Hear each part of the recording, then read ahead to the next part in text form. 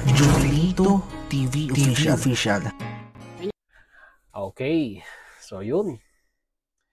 Yun sa mga kabagis, this is Jubilito TV Official at eto na naman pumuli ang isang edisyon ng ating reaction video mga kalingap at kabagis, no? Pero bago po lahat, syempre po, mega love shoutout muna kay Kuya Val Santos Matubang, kay Ate Edna Vlogs, kay Kalingap Rab, Kalingap Netizens, Kalingap Subscribers, Kalingap Supporters, Kalingap Partners, Kalingap Reactors, Team Bios, Team Karepa. Mega love shoutout po sa inyong lahat. So ito na nga mga kalingap at kabagis, no, for today's reaction video. Gawa lang po natin ng reaction at muli po pagbibigay ng opinion dito po, no, sa naging recent live streaming ni Kuya Val Santos Matubang, na kung saan mga kalingap at kabagis ay inanunsyo niya na po, no, ang matagal na pong pinanawagan or panawagan ni Tatay Pedring na siya po ay sampahan ng kaso, no? At dito nga po, hindi po si Kuya Val ang magbibigay ng example sa kanya, bagkos ay yung pong binalahura niyang Kalingap Angels, mga kalingap at kabagis, no? So, dito po, sabi nga po ni Kuya Val, ay sinamahan ni Dr. Lab ito pong si Beyonce para po tuluyan ng maisampa yung reklamo dito po kay Tatay Pedring. So, yun mga kalingap at kabagis, no? Panoorin po natin at huwag na natin patagalin. Pakinggan po natin si Kuya Val Santos Matubang regarding po dito sa anunsyong ito, mga halingap at kabagis. So narito po yun, pakinggan at panoorin po natin. Kasi unang-una matanda na po yan. Pero itong si Beyonce po na kanyang nilait, pinagtawanan at hinamak, hindi pwede na hindi siya magdemanda. Sinamahan po ni Dr. Love. Oh, may ads. Wait lang. May ads.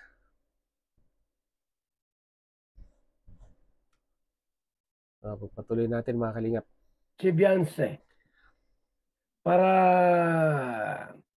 ireklamo itong si Tatang Federico.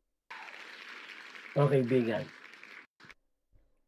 Inaalam din po namin o inaalam din po nilang address itong si Tatang Federico po kung saan ito nakatira.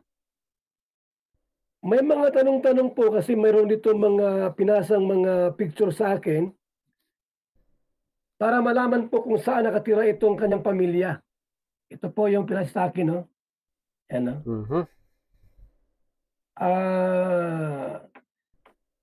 Hindi ko alam kung ito ay pamilya niya, asawa niya. Ayan. Ayan, no? Hindi ko alam kung ito ay asawa niya o pamilya niya. Inaalam pa po namin lahat.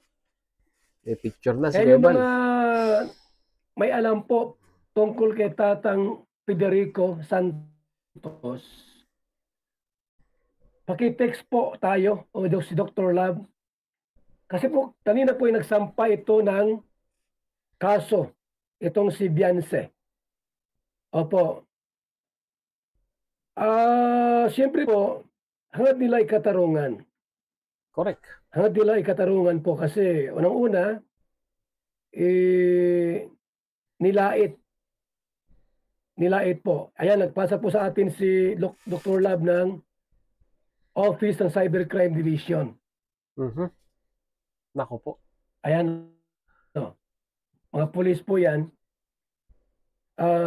Ayan yung Camarines Norte Provincial Anti-Cybercrime Team.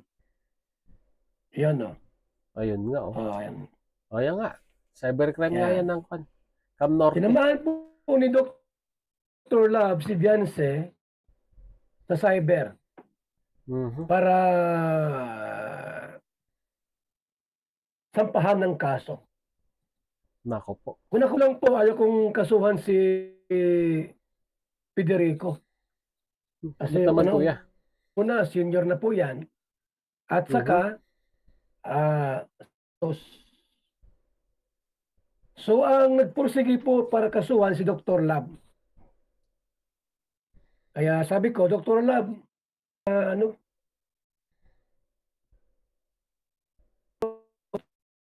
Hindi maganda yung connection Ito ni yung Kuya, picture na napuputol-putol. isinend sa akin. Yan, oh, Cyber Camarines Norte. Kasi, so, inaalam lahat kung saan po Federico. Pero po yung asawa.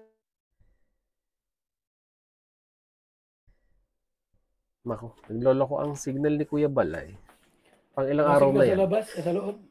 Malabas ako. Ako sa loob ng bahay namin. Para mas malinaw dito. Walang signal doon mga kaibigan, no? Ang bahay ko rito mga kalinga. Ako sa dindo yan. Yes! Okay. Okay ba rito mga kaibigan? Uy! Mabagsak tayo. So ito na po yung kino-confirm pa namin kung ito nga po yung pamilya ni Federico. Kasi hinahanap yung address. Dahil yung pong love letter po ay doon dadalhin sa... Kung mayroong paliwanag si Federico, ay sino pong bahala magpaliwanag? Okay. Kung magdemanda.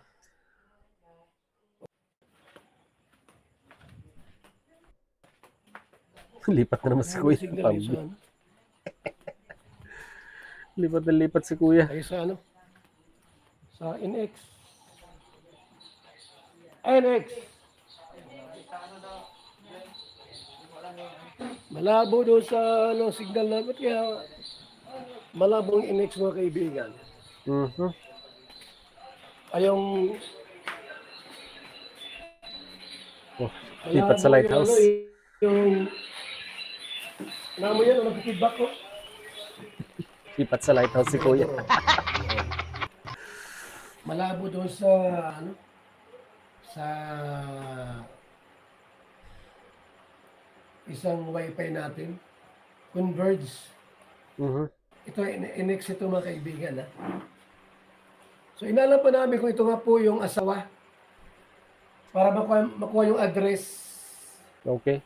O, sa mga nakaalam po kay Federico, paki-ano yung address.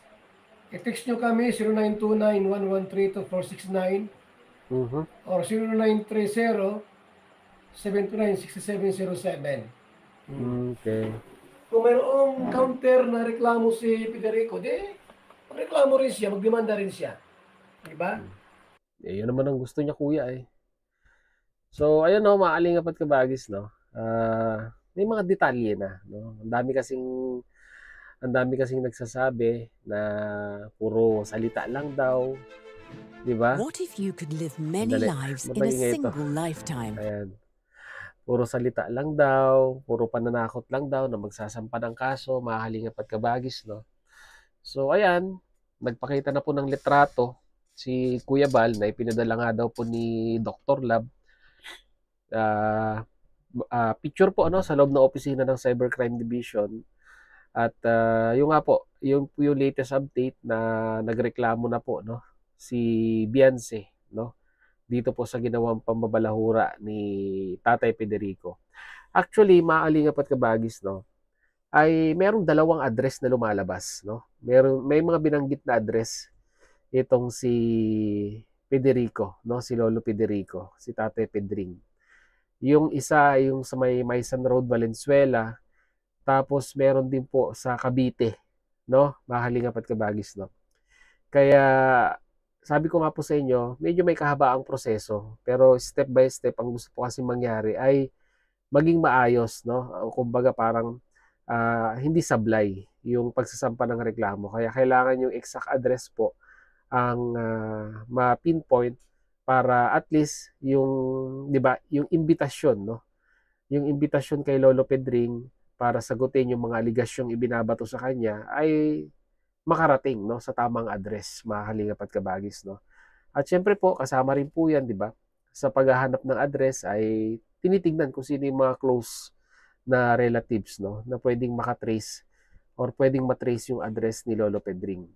So, ayun, bine-verify pa rin mahalingapat kabagis no yung eksaktong address kung ito ba sa Maysan Road sa Valenzuela or yung sa sinasabi niyang malapit sa munisipyo or yung isa naman na lumalabas na sa Cavite nga po, no, mga kalingap at kabagis, no.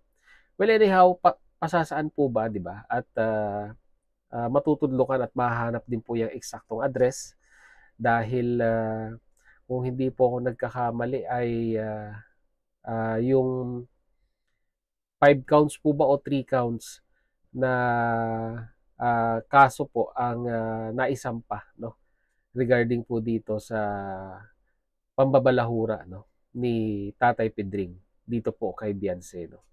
Kaya nga sabi ko po sa inyo, mga kalingap at kabagis, no, maraming mga bashers na nagko-comment na, 'di ba?